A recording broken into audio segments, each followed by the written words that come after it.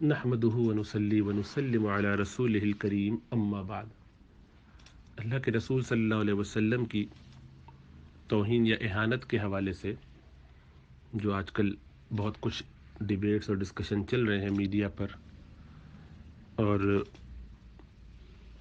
بہت سارے لوگ اس کی حمایت میں اور بہت سے اس کے مخالفت میں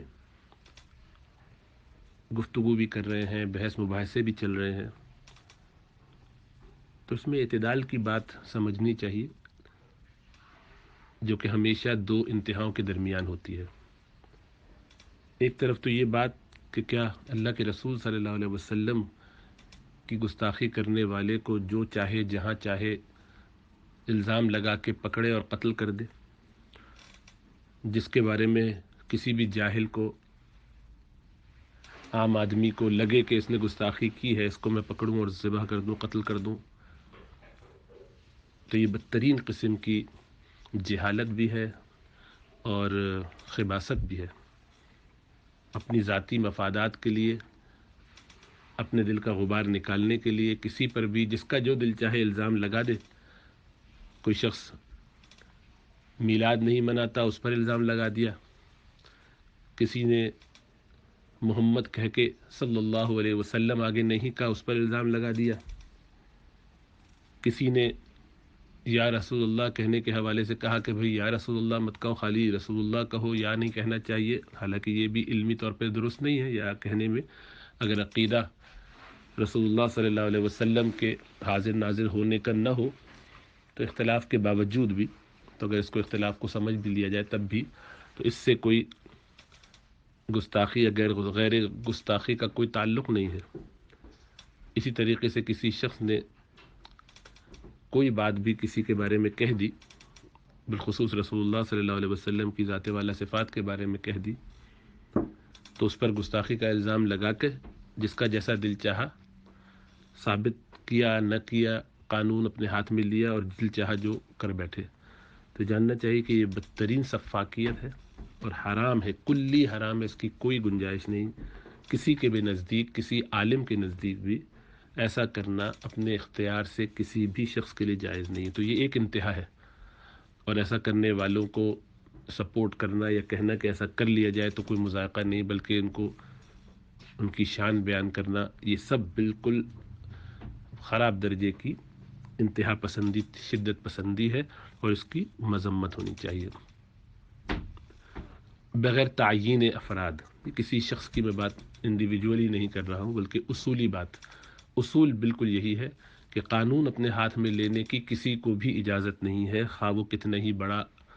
شخص ہو، کوئی عالم ہو، اس کو بھی اختیار نہیں ہے، عام آدمی کو تو بالکل بھی اختیار نہیں، کہ عام آدمی تو یہ فیصلہ ہی نہیں کر سکتا کہ کون سی چیز گستاخی رسول میں جاتی ہے کہ نہیں۔ اس کا فیصلہ قاضی کرتا ہے یا مفتی کرتا ہے، جو کہ گورنمنٹ کی طرف سے اپوائنٹڈ ہو۔ جج اسلامی ممالک کے اندر، کورٹس کے اندر ہوتے ہیں، وہ یہ فیصلہ دیکھیں گے، سمجھیں گے، کچھ کریں گے اس بارے میں۔ تو ایک طرف تو یہ انتہا ہے جو بہت ہی غلط ہے، جاہلانہ ہے، اور بالکل شریعت کے منشا اور مزاج کے خلاف ہے کہ قانون اپنے ہاتھ میں لیا جائے۔ دوسری طرف دوسری ایکسٹریم ہے کہ جو شخص جو چاہے کہتا پھرے رسول اللہ صلی اللہ علیہ وسلم کی ذات کے بارے میں، فریڈم آف اسپیچ ہے، اس کا جو دل چاہے وہ کہے، کرے، اپنے ملک میں کرے، غیر جگہ کرے، کھل کے کرے، میڈیا پہ کرے، اسٹیج پہ کرے، کوئی فرق نہیں پڑتا، ہر ایک کو اختیار ہونا چاہیے، جس کا جیسا مزاج ہو ویسی بات کرے۔ یہ دوسری انتہا ہے۔ اس میں ظاہری بات ہے غیر مسلم تو پیش ہوتے ہی ہیں، کیونکہ ان کے ہاں اب حضرت عیسیٰ علیہ السلام، حضرت مریم علیہ السلام، ان کا بھی مذاق اڑانا، ان کی اپنی کتابوں کا مذاق اڑانا ان کے ہاں بہت اب عام ہے، اور شاید سررس کرسچینٹی ہی میں یہ بات ایسے ہے کہ ان کے اپنے ہی لوگ یہ کام کرتے ہیں، لطیفے بناتے ہیں، باتیں کرتے ہیں۔ دیگر مذاہب میں بھی اس میں احتیاط ہے کسی درجے میں، لیکن یہ بالکل بات بدیہی ہے کہ کسی بھی شخص کی حد تک، عام انسان کی بھی، معاشرے میں، پبلک میں، دل میں کسی کو کسی سے بغض ہے، عناد ہے، وہ کیا رکھتا ہے، کیا خیال رکھتا ہے، اس کی مرضی، وہ جو چاہے کرے، لیکن لوگوں کے سامنے، پبلک میں کسی کو اشتعال دلائے، کوئی برا بھلا کہے، اس کی اجازت کسی بھی معاشرے میں نہیں ہوتی اور نہیں ہونی چاہیے. اس کے لیے قانون بنائے جاتے ہیں ہر ملک میں. اور فرق ہے ایک عام شخص کو گالم گلوچ کرنا، یعنی ابھی ہم بیٹھے ہوئے بات کرتے ہیں گروپس میں، ایک دوسرے کو ذرا کوئی زبان تیز ہو جائے، لہجہ تیز ہو جائے، کوئی سخت لفظ بول دیا جائے، آپ کسی کو کہہ دیں کہ آپ جو ہے وہ کیا جاہلانہ بات کر رہے ہیں، تو اس پر بھی آپ کو ایڈمن کی طرف سے، بڑے پڑھے لکھے اور سلجھے ہوئے لوگوں کی طرف سے بھی ایک کوشچن آ جائے گا کہ بھئی آپ اپنا لہجہ تو درست کریں، آپ کا انداز کیسا ہے، کس طرح سے بات کر رہے ہیں، کوئی لحاظ طریقہ ہونا چاہیے ہر ایک کا. تو آپ دیکھیے کہ آپس میں ایک دوسرے کے ساتھ آفس میں بیٹھے ہوئے یہی وہ پڑھے لکھے لوگ، ان کے ساتھ آپ گفتگو میں ذرا سی بد تہذیبی کیجیے جو بھی معاشرے کے حساب سے ہو، اس شخص نے کوئی ایسا کام کیا ہے اس پر کوئی ایسا کرے تب بھی، بھلے وہ بےہودگی کرے، کچھ بھی کرے، غلط کام کرے، آپ اپنی زبان بہت ادب سے طریقے سے استعمال کریں اور کوئی ایسی بات نہ کریں. ذرا آپ نے کوئی ایسا جملہ بول دیا، ترشی اختیار کی، سختی اختیار کی، تو گویا آپ اب گردن زدنی ہے، یا کم از کم آپ پہ نقد کیا جائے گا، آپ کا درست نہیں ہے لہجہ، آپ کا انداز، آپ کا طریقہ، اس پر تنقید ہوگی. بلکہ اب تو فیشن یہ ہے کہ جو جتنا زیادہ صبر و تحمل سے بیٹھا رہے، اندر ہی اندر پیتا چلا جائے، وہ اتنا زیادہ ٹالرنٹ سمجھا جاتا ہے کہ بہت ہی ان میں جو ہے صبر و ضبط ہے، بڑا یہ ڈسپلنڈ ہے. حالانکہ یہ تو پرلے درجے کی بےغیرتی اور دیوسیت ہے کہ اس کے سامنے اس کے والدین کو، اس کی ماں باپ کو برا بھلا کہا جائے، گالم گلوچ کیا جائے، اور وہ خاموشی سے برداشت کرتا چلا جائے اور کہ کتنے آپ کی مرضی ہے لیکن آپ ایسا نہ کریں تو اچھا ہے، زیادہ سے زیادہ یہ اتنا کہہ سکے. اور کمال کی بات ہے کہ ایسا ہوتا نہیں ہے. یہ سب ٹی وی پر میڈیا پہ بیٹھ کے ایسا کرنا آسان ہوتا ہے پلاننگ کے ساتھ. ذاتی زندگیوں میں ایسے تمام ظاہر داروں کی کیفیات کا آپ مشاہدہ کیجئے، جو ان کے نجی سرکلز میں بیٹھتے ہیں، قریبی لوگ ہوتے ہیں، تو چھوٹی چھوٹی بات پہ کیسا تنک جاتے ہیں، کتنی کتنی باتوں پر کیسا غصہ کرتے ہیں، ذرا ٹیڑھا سا سوال کیجئے تو کیسے آپ کو وہ پھر سرزنش کرتے ہیں. تو یہ صرف دور کے ڈھول سہانے والی بات ہے ظاہر میں دکھانے کے لیے، کیونکہ اب دنیا نے یہ تصور طے کر دیا ہے کہ آپ ظاہر میں ایسے ہی رہیے. یہ نفاق کی ایک بدترین خصلت ہے. منافقین بھی جب ایسا کیا کرتے تھے تو وہ اپنے اس عمل کو یہ جانتے تھے کہ ہم کیا کر رہے ہیں. یہاں حال یہ ہے کہ اس کو ہم اچھا دکھا کر اس بنیاد پر لوگوں کی سمپتھی بھی جمع کرتے ہیں، لوگوں کی توجہ اپنی طرف مبذول کراتے ہیں. بہرحال یہ سب نفسانی بیماریاں ہیں، روحانی خباثتیں ہیں. تو ایک انتہا یہ ہے کہ جہاں پر اپنی ماں باپ کو بھی کوئی برا بھلا کہے، اپنے دین کو بھی کوئی برا بھلا کہے، اس کی مرضی، اس پہ بھی آپ کو کوئی افسوس نہیں ہونا چاہیے. آپ صبر کیجئے، افسوس کیجئے، اندر اندر کیجئے، لیکن ظاہر میں اس پہ ری ایکشن نہ دکھائیے. حالانکہ جیسا عرض کیا کہ اپنی ذات کے لیے یہ خود برداشت نہیں ہوتا. اس میں پھر ایک طبقہ مسلمانوں میں بھی پیدا ہو گیا کہ جس کو اب یہ خیال ہے کہ اللہ کے رسول صلی اللہ علیہ وسلم کی ذات کے حوالے سے، چونکہ یہ کچھ واقعات ہوئے پاکستان میں پچھلے 10-15 سالوں میں، خاص طور سے 2 واقعات ہوئے. ایک سلمان تاثیر گورنر تھا، اس کا واقعہ پاکستان میں ہوا، اور یہ ابھی واقعہ سیالکوٹ میں ایک سری لنکن شہری کا جو پاکستان میں کام کرتا تھا، اور بہت اچھا اس کا ریویو ہے کہ بہت مناسب اور معقول آدمی تھا، اور اس سے اپنی ذاتی چپقلش کی وجہ سے ادھر کے کچھ لوگوں نے اس قانون کا سہارا لیتے ہوئے اس کے آڑ میں حملہ کیا اور اس کو بدترین بربریت کے ساتھ قتل کیا، جو انتہائی ظالمانہ عمل تھا. اس کی مذمت ہر طریقے سے کی جانی چاہیے، اور ان مظلوموں کے لیے دعا کرنی چاہیے، ان کے گھر والوں کے لیے ان کی مدد کرنی چاہیے. بہت افسوسناک واقعہ ہوا. تو یہ دو واقعات خاص طور سے، چھوٹے موٹے ادھر ادھر اور بھی کچھ ہوئے، جن کو بنیاد بنا کے اب ہمارے اپنے مسلمانوں میں کچھ لوگ اس پر سوال اٹھانے لگے ہیں کہ کیا یہ قانون شرعاً درست بھی ہے کہ نہیں. بلکہ چونکہ آج کل میڈیا کا دور ہے، اور وہ بہت سے ایسے لوگ کہ جو باقاعدہ علم اور اہل علم سے، مدارس سے فارغ نہیں ہے، یا انہوں نے ٹریڈیشنل انداز میں دین کو پڑھا سیکھا نہیں ہے، تو وہ فنون کی باریکیوں سے واقف نہیں ہوتے، حدیث کی صحت کو اور سند کو جانتے دیکھتے نہیں ہیں. کچھ تو ایسے ہیں کہ جو حدیث کی سند پہ بات ہی نہیں کرتے، اس لیے کہ ان کے نزدیک حدیث خود کوئی ماخذ ہے ہی نہیں،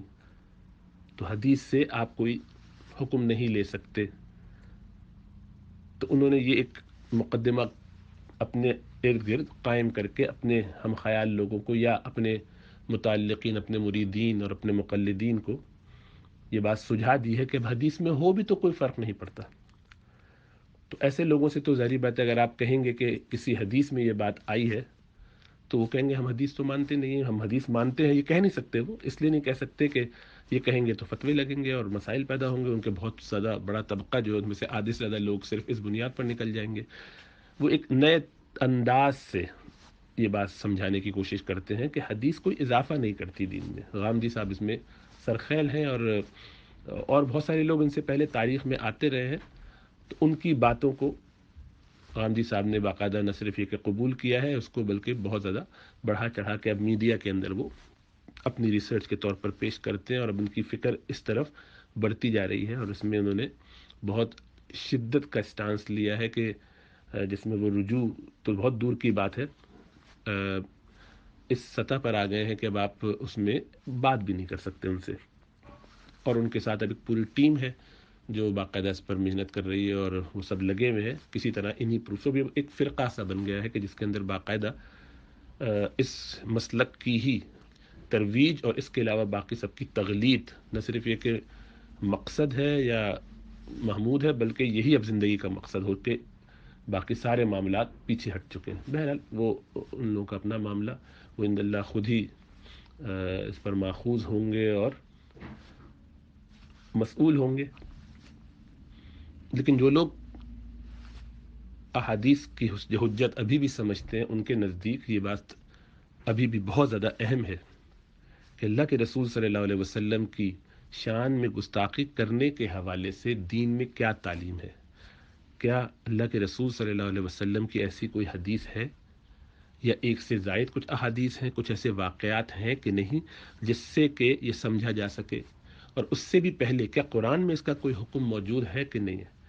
اللہ کے رسول صلی اللہ علیہ وسلم کی ذات کے حوالے سے قرآن میں یا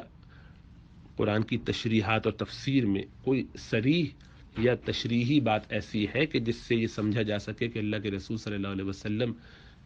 کو سب و شتم کرنے والے کو سزا دی جائے گی، یعنی اس پر کوئی سزا ہے بھی کہ نہیں۔ یہ الگ بات ہے کہ سزا پھر کیا ہو، اور پھر یہ بھی اس میں کہ کیا یہ مسلمان کے لیے الگ سزا ہے اور غیر مسلم کے لیے الگ سزا ہے، کیا یہ اسلامی ملک میں ہی ہوگا؟ یقیناً اسلامی ملک میں ہی ہو سکتا ہے، کہیں اور تو نہیں ہوگا، لیکن کیا اس کے خد و خال ہوں گے، کیا اس کی تفصیلات ہوں گی؟ تو پہلی بات یہ کہ کیا یہ قرآن میں ہے کہ نہیں، نمبر دو یہ کہ کیا قرآن کے علاوہ احادیث میں کہیں یہ موجود ہے کہ نہیں، اور جن لوگوں کے نزدیک احادیث اس طرح حجت نہیں ہے کہ وہ کوئی نیا مسئلہ سمجھا بتا سکتے ہو، بلکہ وہ سنت ہی سے ثابت ہونا چاہیے، اور اس میں خلط کرتے ہیں ایک درجے میں۔ بہرحال تو سنت سے کیا ثابت ہے اس میں، اس مسئلے میں، یعنی کیا کوئی ایسی چیز ہے؟ پھر یہ کہ کچھ مشہور روایت ہے، تو غامدی صاحب کے پورے جو ٹیم ہے انہوں نے مل کے اس حدیث کو بہت اچھالا بھی پچھلے دنوں میں، اور اس کے بارے میں کوشش کر کے اس کا رد بھی کرنے کی کوشش کی کہ گویا اب وہ حدیث کی سند پہ بھی گفتگو کیا کریں گے اور اس کی باریکیاں بھی دیکھنے کی کوشش کریں گے، جس کا ظاہری بات ہے اب تک وہ پہلے تو قبول ہی نہیں کرتے تھے، اب ان کی مجبوری ہے۔ تو اس حوالے سے انہوں نے یہ کرنا شروع کیا کہ اس حدیث خاص طور سے کہ منصب نبی فقتلوا، کما قال، اس طرح کے الفاظ کے بارے میں، منصب رسول اللہ صلی اللہ علیہ وسلم فقتلوا، اس حدیث پر انہوں نے پھر نہ صرف یہ کہ گہرائی کے ساتھ مضامین لکھے اور اس پر تنقید کی اور اس کے ذوف کو بیان کرنے کی کوشش کی۔ تو چلو یہ ایک درجے خوش آئند بات ہے کہ حدیث کی تحقیقات پہ تو وہ آئے، تو امید ہے کہ اس سے کچھ عقدے کھلیں گے، اور اللہ نے چاہا تو حق ان پر واضح ہو جائے گا، اور اللہ نے چاہا تو اخلاص کے ساتھ جو کام کر رہے ہیں ان کا دل کھلے گا۔ اللہ سبحانہ وتعالیٰ دین کی سمجھ اور شعور عطا فرمائے، فکر عطا فرمائے۔ تو انشاءاللہ تعالیٰ اب ہم دیکھیں گے اگلے حصوں میں کہ کیا شریعت ہمیں رہنمائی دیتی ہے اس مسئلے میں، ان احادیث کا بھی جائزہ لیتے ہیں، ان واقعات کا بھی جائزہ لیتے ہیں، پھر صحابہ کا کیا عمل رہا ہے اس کے بارے میں، ائمہ کے کیا اقوال ہے اس کے بارے میں، اور پھر پاکستان میں اس کا کیا قانون ہے اور کیوں اس کو قبول کیا گیا، بالخصوص جبکہ پاکستان کی اکثریت حنفی ہے، تو جو قانون ہے وہ حنفی فقہ کے بالکل مطابق نہیں ہے تو اس کی کیا توجیہ اور تفصیل ہے. تو انشاءاللہ تعالیٰ ان سارے مسائل کو آہستہ آہستہ کر کے دیکھیں گے تاکہ یہ مسئلہ ہمارے ذہنوں میں اس طور پر کلیئر ہو جائے کہ ہم اعتدال کے راستے پر رہیں، نہ کسی جذباتیت کی وجہ سے قانون اپنے ہاتھ میں لیں اور اپنی آخرت خراب کریں، نہ ہی جذباتیت کی وجہ سے یا انسانیت کے جذبے اور درد کی وجہ سے، وہ بھی جذباتیت ہے دوسرے درجے کی، ہم ان احادیث اور ان واقعات اور ان اصولوں کا، ان احکامات کا رد کر دیں جو کہ صریحاً موجود ہے اور جس پر امت کا اتفاق چلا آ رہا ہے. اللہ ہمیں سمجھ اور شعور عطا فرمائے.